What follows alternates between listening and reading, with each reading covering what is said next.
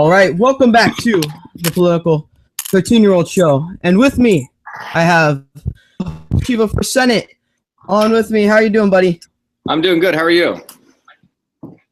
Great. So, you are running for Senate against Elizabeth Warren. That's right. Who is probably one of the most popular candidates for progressives and Democrats. This is a pretty big challenge. I mean, she has a bigger outreach. She has more money and donations. So the biggest question is with supporters, especially in such a liberal state, from other states who are counting on a Republican Senate, can you do it? So can you elaborate on how you plan on doing this, and what's your strategy, and how are you going to outreach to the liberals who have been failed by Elizabeth Warren? Yeah, I think you ask a good question. I think you're asking the right questions. And how do you, first of all, she's not that popular. So let's break up some myths. 46, nearly 50% of Massachusetts Democrats believe she should not be running, right? So that's not popular, right? I would consider popular as you're north of 70, 80%, or even north of 50, right? 55, 60%. So the reality, she's not that popular. What you see, look, this is how the establishment works, right? They have the media, they have the politicians, they have the academics, and they create narratives that this person is popular, this person's doing so well. And you have to really start looking at it. That there's one thing the Trump campaign taught us, or history teaches us: those in power can basically control truth. So let's frankly look at the fact that she's not that popular. What she is she's got a lot of money behind her. She's got Wall Street money behind her. She's got the entire Democratic establishment behind her, and potentially even the Republican establishment, okay? We're dealing literally with a two-headed snake. This is not even the establishment Republicans are not the party of Lincoln anymore. They're not the party of essentially those who stand for truth. They sort of go with the wind. So let's sort of level set the actual reality of the conditions in Massachusetts. A number of Republican leadership did not support Trump, although he won the nomination. So one could argue in the midst of that, Trump got about 1 million votes. And that's significant in the midst of his own party, essentially stabbing him in the back. All right. So I just want to, yeah. So I can No, talk about my strategy, but I just want us to level set when people say she's the most popular candidate. She got 1.5 million votes in a very tight race with Scott Brown. He got 1.4 million. And then that 1.4 million for Scott Brown came from the Republicans, 500,000 Republicans likely, and nearly 90% of the independents. Elizabeth Warren got her standard base of 1.5 million and only 10% of the independents. So I would not consider that such an overwhelming win. And you mentioned Wall Street. How she's been very Wall Street, with calling for Wall Street cops and in regulations in those areas. How exactly can you elaborate on how she's receiving donations and support from Wall Street? Yeah, so you make a good question. Do you know that the new book that Elizabeth Warren put out? Did you see it? I saw it, but I didn't want to read it. Yeah, do you remember the title of the book? Yeah, it was This Is Our Fight for the Middle Class, something like that. Yeah, This Is Our Fight, the battle to save America's middle class, right? So literally 32 hours after she put out her book, I responded with this book. It says, All American Indian, this fight is your fight, the battle to save America from the elites who think they know better. So the reason I'm bringing that up is she's actually a darling of Wall Street. Again, this is all manufactured consent. It's all manufactured. So if you really look at what she stands for and where she's coming from, she was supported and is supported likely, but has gotten a lot of support, at least morally and potentially financially, from a guy called John Corzine. John Corzine is a guy who completely duped many, many shareholders. I think it's $700, $800 million, maneuvering of money, to put it lightly. Many people argue this guy should have gone to prison. Major Wall Street guy. He's the one who gave money to Obama. He's the one who also said that Warren should be Hillary Clinton's running mate. The reason I'm telling you this is Elizabeth Warren has been absolutely silent about Corzine's crimes. All right? Let's look at Dodd-Frank, right? Dodd-Frank was supposedly these regulations to control the big banks. What Dodd-Frank really did was destroy nearly 1,200 community banks. Since Dodd-Frank was put in, 1,200 community banks went out of business. Community banks are the lifeblood of small business and innovation in America. Many other countries only have few major banks. The richness of America is it has thousands of small banks. Your local community bank with maybe $5, $20 million in assets. Local carpenter, local entrepreneur, he goes to his small banks to get loans. Well, Dodd-Frank single-handedly destroyed nearly 1,200 community banks. She's really a darling of Wall Street because they wanted to destroy competition, so it helps them consolidate big banks. So we need to really look at it. Let's take carbon tax. Carbon tax, most of the carbon tax credits Al Gore owns. Carbon tax is going to generate lots and lots of money for Wall Street guys, and this is what Elizabeth Warren backs up. Take Harvard, her own backyard. Harvard, one could argue, is the center of Wall Street. The report just came out in Bloomberg a few days ago. Harvard took nearly $1.2 billion in donations and then lost $2 billion in gambling in their investments. I don't see her ever saying anything against them. They have as much assets as some major Fortune 1000 companies. So I'm saying this is all basically complete BS. This is why I say she's a fake Indian, and only a real Indian can beat her. And I don't just mean on the fake Indian biological attributes and that I'm biologically a real Indian, but more what she actually represents. She's an absolute fake. She's the one who's the front end for this rigged system. Well, yeah, when you say Indian, she's claiming to be Native American. If we're gonna be technical, you're an Indian from Asia. She's an Indian from America, as like a word to classify Native American. So I mean, correct. She is a fake Indian because there is massive evidence to prove that she is faking her Native American roots to gain to gain votes, to get her Harvard scholarship, and also to get her huge. How much was her mansion? At least what, 1.4 million? Yeah, I'm not sure. A little over that. It's on the millions, and she got $395,000 for teaching one course at Harvard, and then she's complaining about students' tuitions being high. I taught a course at MIT, and I didn't even take any money for it. She has more than enough money from all the money she made from foreclosures that her and her husband made together. So when I'm saying she's a fake Indian, by the way, this is a point of fact. The Indians of America, a number of them, the Native Americans, came over the Bering Strait through Burma, and the northeast part of India has Tibeto-Burmese genes. I mean, I can do a 24andMe. I'm definitely an Indian from India, but it's likely that, there's also Tibeto-Burmese blood in me. So if I, separate on the way where people came from. But the point is, if she wants to prove that she's an Indian, she can go to the Department of Interior and they'll give you a card. That's how easy it is. Wow. And with what you've been running on, with your fighting for the American dream, when we talk policy, with how Elizabeth Warren has voted on things like regulation, taxing the 1%, and anyone who is doing well, how are you going to reverse this? How are you going to reverse the Massachusetts economy that has been failing, from what I've seen, and hasn't been projecting good numbers, and quite frankly, it hasn't. A lot of has been quite smug when we talk about the economy in success there. So how are you planning on fixing this through the American dream?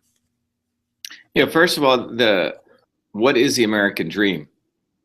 What was the foundations of it? The foundations of the American dream was two things: meritocracy and innovation. To keep it simple, meritocracy meant you worked hard and you got the fruits of your labor. It didn't support laziness. It didn't support dependency. It didn't support a welfare state. That's what makes America great.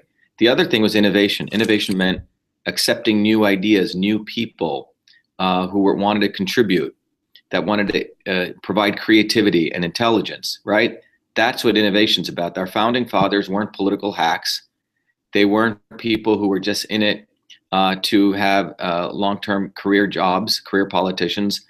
These people, most of them were workers, farmers, people who created architects, etc.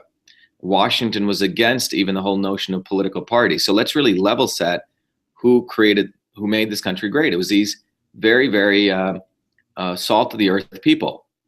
And, being in politics was a service that they did. What we have now is a political lobbyist lawyer class and political hacks who run this. The reality is, Massachusetts needs a 21st century senator. We have the center of robotics, artificial intelligence, biotech, within 1 mile of where I am.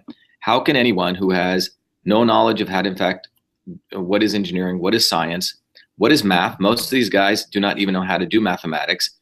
What they are is political operatives. Why is it that we are even giving any of these guys any iota of press, any attention, and not recognizing that there's this whole political class which runs these guys? And that's what needs to be defeated. It's not just Elizabeth Warren. On left or right, Republican or Democrats, it's two heads of the same snake. And Elizabeth Warren is one head of that, but that does not let go of the fact that the establishment class on both sides has its operatives. So who am I? I'm a outsider, a guy who's the embodiment of the American dream. I came here at 7 years old. My dad came here with $75. I went to the public school system, invented the first email system, created many, many other innovations beyond email, have gotten hundreds of papers, awards, patents, have given thousands of jobs to people in Massachusetts. I'm running right now a company valued, exceeding multi-billion dollars. That's what I've done. Now, why should any of these hack politicians even be involved in any of this? What gives Elizabeth Warren, who's basically a lawyer or lobbyist, any type of credibility that she should even participate in Massachusetts politics? And the reason this has taken place is because what people have done is they've done things against America. And what I mean by that is America was about decentralization and freedom. Nature, for example, doesn't believe intelligence is in one human being. The human body, the brain is not the command and control center. Intelligence is distributed throughout our body. In a similar way, throughout the universe, intelligence is everywhere. So the notion of saying, I know better, or nepotism in the political hackerama that takes place, this is all anti-American. And the only person who can defeat Elizabeth Warren and expose this is me. And the reason for that is very, very simple. My entire life, as the record shows, you can look on the internet, has been fighting these big, big institutions. I took on Monsanto, using my science. I exposed the collusion of Monsanto, how their foods have no safety assessment. You can read about it. I went live and I said, I'll give my $10 million building in Cambridge if people can disprove my research. I took on Gawker, the biggest fake news media company, and we drove them into bankruptcy along with the Hulk Hogan case. They pulled down 3 articles of mine which were defamatory, and I got close to $1 million settlement. I took on the corruption in the Indian government when I was there briefly after the Prime Minister in India appointed me to run the largest scientific institution. And throughout my career at MIT, I've exposed institutional corruption. And so on the world scale, I've done this. So Elizabeth Warren hasn't done any of that. Let's go look at her record from 1995 when she's been at Harvard to today. She's never said anything against her own backyard, which has been the center of all sorts of academic corruption. Can I beat her? Of course. Can anyone else beat her? I doubt it, because they don't have the scalps and the history of fighting against someone like this.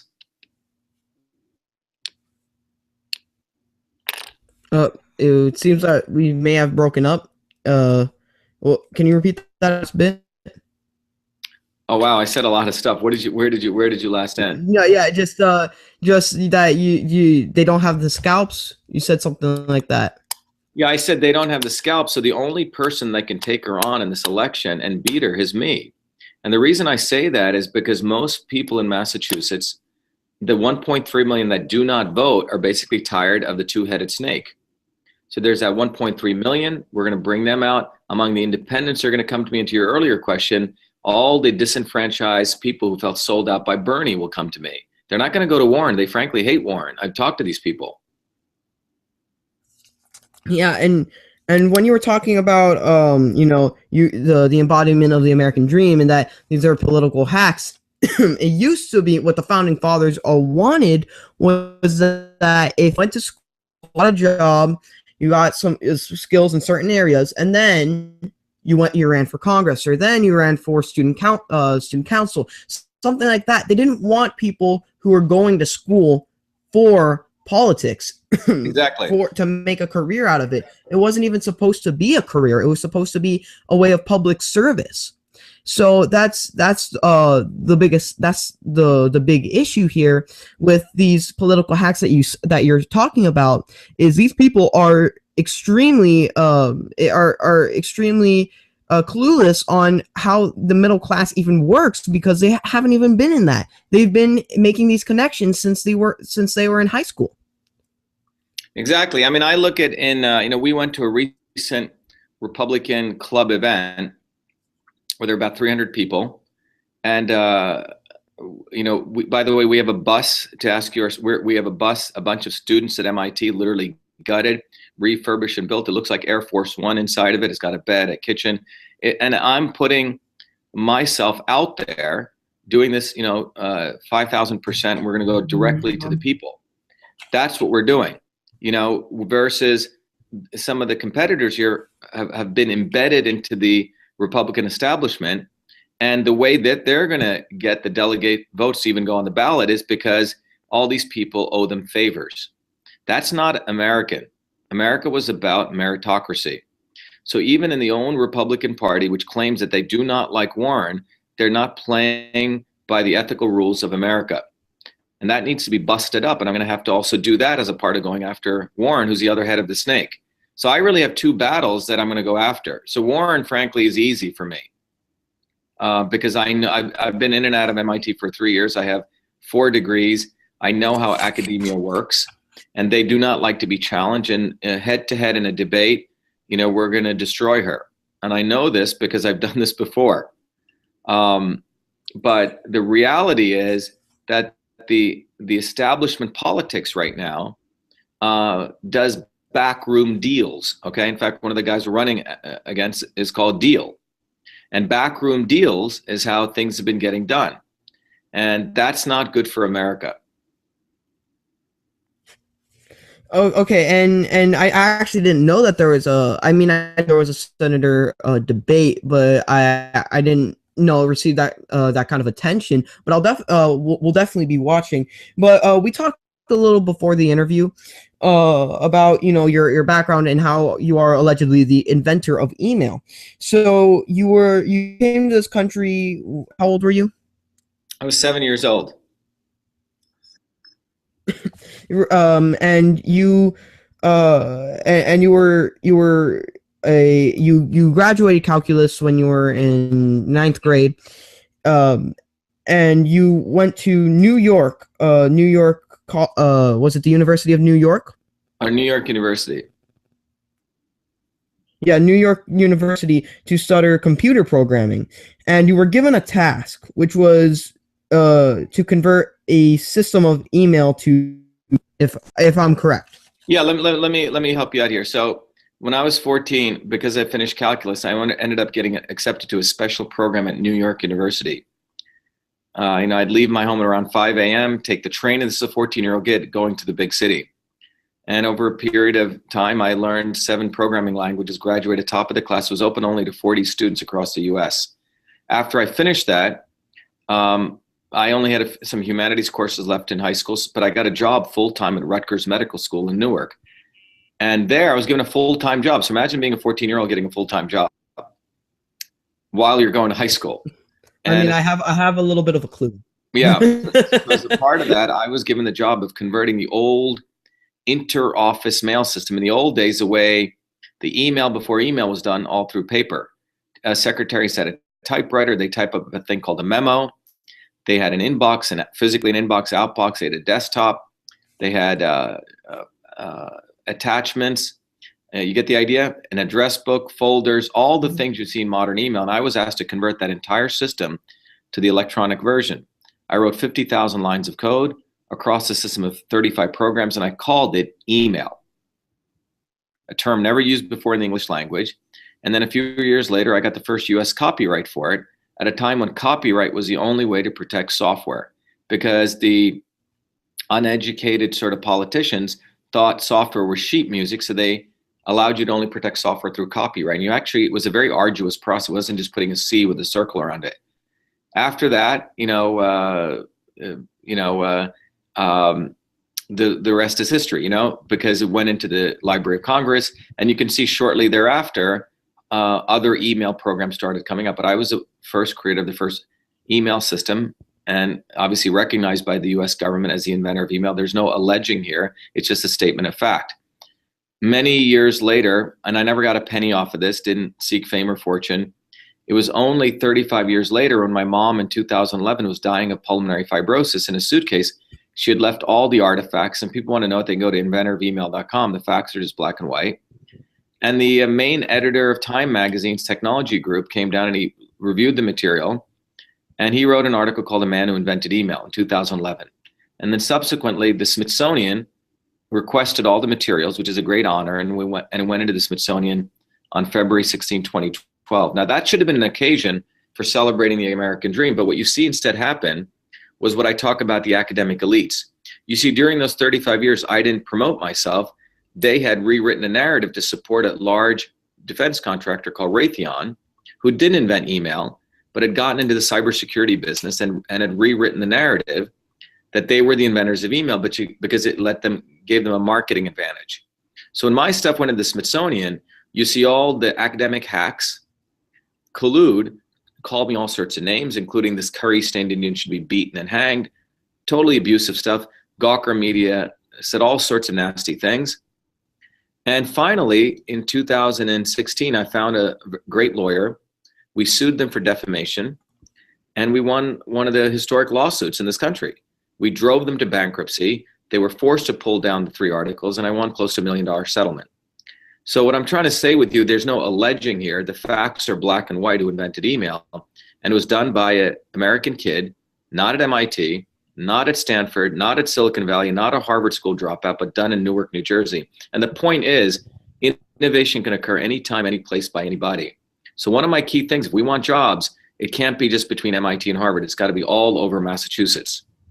And the narrative that the liberal elites and the academic elites and the establishment elites want is they want to control where innovation comes from. So when I was, I've been on the front page of MIT for inventing many other things, but when the facts came out that email was invented before I came to MIT, it actually throws a wrench even into MIT's narrative that they're the only great institution for technology and science. And with when we're talking about this, there is a controversy that you are the inventor of email. I'm not arguing that, but that is just a fact that people are asking questions and are making this are making this as a conspiracy. And why do you think that they are doing? They obviously are doing this for a reason. Why do you think they're doing this? And do you think that Elizabeth Warren might use this against you during the campaign? Well, look, here's the reality, right? In 1961, when President Eisenhower left office, he gave a very famous speech. Remember, he was in the military. His speech was to Americans: beware of the military, industrial, academic complex, which means the dark or the deep state, right? What we don't see. These are the people who centralize power. Now, the military-industrial academic complex includes major institutions like MIT, the Pentagon, and large corporations. That's what we call the golden triangle. That military-industrial academic complex likes to have the narrative that all great innovation comes from their triangle. Why? Follow the money. Well, if a 14-year-old kid in Newark, New Jersey invents email, and a 14-year-old kid in Franklin, Idaho who invents TV, by the way, if you want to look it up, follow Farnsworth, that basically exposes the fact that you don't need to, frankly, go to MIT. You don't need to go to Harvard and get the rubber stamp approval that you're smart. Are you following me? Mm-hmm. So when these facts came out in 2012, it was like a new skull was found in Africa. It reset the origin of email. But more importantly, it exposed the fact that email was created at a small medical institution, not by the military-industrial academic complex, but by a different triangle of a loving family, a mentor, and the public school system. That's really the ecosystem of, and that public school system was dedicated teachers. If you look at the history of Philo Farnsworth, the same thing. It took him 60 years to finally get credit. And as a part of that, the military-industrial academic complex has its academics and its media, and they create controversies. I mean, let me just make it very simple. Everyone knows today the sun is the center of the solar system, right? Well, not everyone, but a lot of people do. Well, there's no controversy there, right? Yes. Well, for 300 years, the Catholic Church, it was only 1992 did the Catholic Church say they were sorry. The evidence was black and white, but they created a controversy and vilified this guy. So this is how those in power operate. For 50 years, academics colluded with corporations to write papers saying that smoking was good for you, okay? So that's what this is a part of. There's absolutely zero controversy on who invented email. In fact, on Wikipedia, there's trolls who've manipulated my page. They're paid by these same people. It's not even conspiracy. People can go do the research and they'll find it. So, you know, the fact is I invented email. People can talk to Professor Debbie Nightingale, Dr. Les Michelson. These are people who were there. Professor Nightingale held multiple professorships at MIT. So what they do is a part of disinformation to try to manipulate things. So, hey, Elizabeth Warren, bring it on. We can discuss email, but the reality is she's never invented anything in her life. And beyond email, I went on to invent many other things. You know, I never needed the credit about email to define me. You know, we're running a company now where we modeled the entire human cell on the computer, and we're discovering, we spun off 7 different companies worth multiple billions of dollars. And we, in fact, discovered a new drug for pancreatic cancer in a record 11 months. So, you know, many, many other innovations beyond email. But I will fight when people call me all these names, fraud. I will fight, and I'll fight for the American people because I'll fight for the American dream. That's what the fight on the invention of email is about. The fact is, a young kid in Newark, New Jersey did invent email. No one's going to take that away. All right. Elizabeth Warren was on the Bill Mayer show. I know this is a little downgrade from that with you, but well, I said she was on what? No, and or Real Time with Bill Mayer. She was on Real Time with Bill Mayer, and she was. But he's funny, and this is a little funny clip, and I think you're gonna like it. Where they were talking about her book, and they were basically discussing how, you know, people like Trump, but they don't like her. And let's just take a look at this. That disconnection is. Actually, I'm going to push back. I disagree with you. When you talk, Well, his fans are not with you. hold on. Come on. When we I talk, don't like you, Pocahontas. All right. So a lot of backlash with that from, you know, liberals about how, you know, he was wrong there. Well, people should read it was this still book. pretty You know, funny. The All-American Indian. We got to get this book out. But with this, how are you this for people who are, you know, siding with Elizabeth Warren, saying this was totally wrong, you know, how why, you know, you shouldn't have done this, how and like are you very fond of the word Pocahontas, Elizabeth Warren? Like, are you using it more for satire, or is it like the new Crooked Hillary? Well, actually, I have not used the word Pocahontas. I've used the word fake Indian. I've seen on a couple fan pages Pocahontas. Yeah, I'm But sure I others, mean, but I like to call her fake. The emphasis on fake, because you're talking to someone who's an absolute fake. Look, let me tell you how academia has become after the 1940s. There was a time when academic environment was where people who had radical ideas, revolutionary ideas, went there so they could be protected and could do great research. After the World War II, academia is basically where all the robots go, okay? After I was an undergraduate at MIT, I found out most of these professors are not that bright. Most of them are in there because they followed the robotic model, they did their PhD, they played by the rules to get their professorships. That's what it's about. And a professorship is like the old feudal model of the priesthood. And you have people like Elizabeth Warren, you know, whose husband came to Harvard, then he got her a job. They struck a backroom deal, so she could get a job, and they colluded so she could be an Indian. Harvard would get credit that they got a minority in, basically taking the rights of affirmative action, which was really meant for people who'd actually suffered. So you're talking about someone who's an absolute fake, engineers what she is. And I know a lot about this. You know, I was in Hollywood for 3 years, and I know the same model that celebrities use to maintain relevance is what political hacks like her do. It's all about maintaining relevance. With policy, because we haven't talked about policy. Let's talk about policy, okay? Have you officially built a platform yet? Yeah, so so what's a platform, okay? So again, look, I'm an engineer in various areas. Engineers, I'm a worker ultimately. I'm not a theoretician. Engineers and people who build buildings or construction, we build things in layers, right?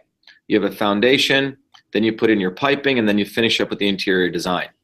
So the foundation is key. What's the foundation of our platform? The foundation of my platform, or the operating system of our platform, is based on the fundamental notion of what was America based on? Innovation and meritocracy, which means you sow what you reap. You work hard, labor is more important than capital. Innovation is the lifeblood of the human spirit, the light within all of us. Be the light is our slogan, and fight for the American dream, which means people should unleash their own creativity and contribute. So innovation and meritocracy is what made this country great. All right, so that's the core. Now, out of that gives you now a basis to look at any of these issues. Let's take immigration, okay? Immigration fundamentally is based on the fact you go through a legal process, some process, and then you allow people into the country because they're going to be valuable members of the society and they're going to legally immigrate. So if you look at the human cell, it has a membrane. Not anyone can get into the human cell. If you look at biology, well, anyone who wants to open borders and let illegal aliens go in and out is basically opening yourself up to virus type attack. Absolutely stupid. So immigration is a process I went through. My dad came here legally. We had to wait about a year to come here legally. So because it's a fortune to come to America. Second thing is, let's look at education. And furthermore, illegal immigrants should not get treated better than our veterans. Let's look at education. I went through the public school system. At the time I went, teachers were very dedicated. Teachers were given choice to solve problems, given a little more ability to design curricula. What's happened now is teachers don't have choice. People are being denied choice, and we need personalized education. Today a wealthy kid can go to a particular school, and if he's a really smart student, they'll give him more subjects. If he's slow, they'll help him out. Well, everyone deserves that. So if you go to a poor neighborhood, there should be school choice there also. So education cannot survive without allowing teachers to do their jobs and allowing parents to make choices. In my situation, my parents kept moving every 2 years to the different public school system. They'd make more money. That was their way that they exercised choice in the 70s. Next, let's talk about jobs. Most of these people have never even created a job. So how the hell are they talking about making any jobs? They've never paid a payroll. They've never created a product that had to be sold and marketed. They have no idea what it takes to do that. And yet these people are saying, I know how to fix things. I know how to create jobs. They have no idea how to create jobs. This would be like me saying, let me go, I'm going to build a space shuttle for you. You know, that's what politicians are like. So jobs cannot be created without innovation. And innovation, like I shared with you, can occur anytime, any place, by anybody, not just in Cambridge, Massachusetts, not by groups of engineers at MIT or Stanford. Innovation needs to be, it's like a wild seed. It needs to occur in Worcester, it needs to occur in Springfield, all over Massachusetts, for that matter, all over this country. In fact, I have a foundation I set up called Innovation Corps. In fact, this book, all proceeds of this book go to supporting that foundation, where we help youth innovators between the age of 14 through 18. So those are sort of the key things. The last one being healthcare. Again, Obama's healthcare or Ryan Care, none of them, in fact, talk about the health in healthcare.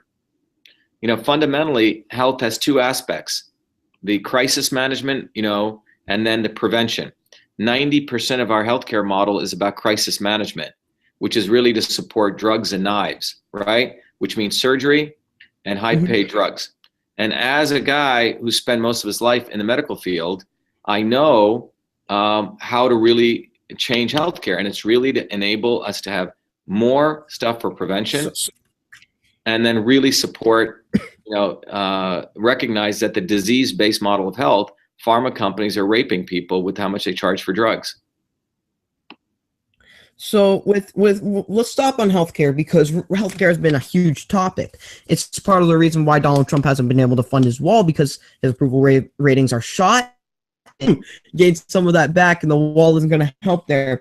So when we talk about healthcare, where would you side with? Would you side with Trump or Paul Ryan with their American health, or would you side with the Republican Freedom Caucus with a free market sustaining healthcare system, which enables you know, hospital choice, choice in the area of, you know, what doctor you see, what insurance you have? So what exactly are you trying to are you going to side with? Is it going to be Trump and Paul Ryan, or is it going to be the Republican Freedom Caucus? Because they just reached an agreement now on what health care. Yeah, so you know, fundamentally, you know, the Ryan Care bill, I don't know if you've gone through it, you know, it basically, you got it. Look, there's two parties involved here. You have destitute people, right? Disabled, those kind of people who need a safety net. We need to protect them. But the other important thing is you need the free market model of having choice is key for all people, not only for people who can pay, but also those people who cannot pay. So choice is extremely important in both of these. The other piece is those who can pay. Everyone should pay something into this, because without having some accountability, no one really knows to question their doctors. No other industry, you go, you know, do anything with your car, or you do anything with any type of object that you own that needs to be maintained, you always ask the mechanic, how much is this going to cost? You shop around. That's basic choice, and it allows you to be prudent. Without that ability to have choice and you know, that market dynamics,